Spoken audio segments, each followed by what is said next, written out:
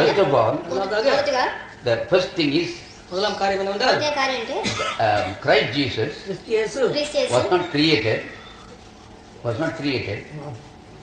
and அது தமிழ்ல போறது ஜெனிப்பிக்கப்பட்டார். அவர் சிருஷ்டிக்கப்பட்டார். சிருஷ்டிக்கப்பட்டார் காதனே புட்டினட்டு வாராங்க. The spirit of God, தேவ ஆவியானவர், தேவனே ஆத்மனே, he knows everything. எல்லாவற்றையும் அறிந்தவராக இருக்கிறார்.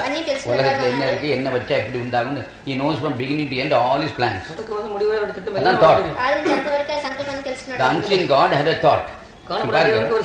When Christ Jesus came into form, the unseen God, he was able to create this body for him. And the body and in that body, he gives all power. And his word was power, he became the thought of that word. உள்ள இருந்துட்டு அவருடைய எண்ணம், அந்த எண்ணம் எதை மாறுது, வாயில. அப்ப அந்த வார்த்தை தான் அவங்க ஓம்ங்கிறது. ஓம் நமச்சிவாய சிவாய நமங்க. ఆ మాటనే ఓం అంటున్నారు.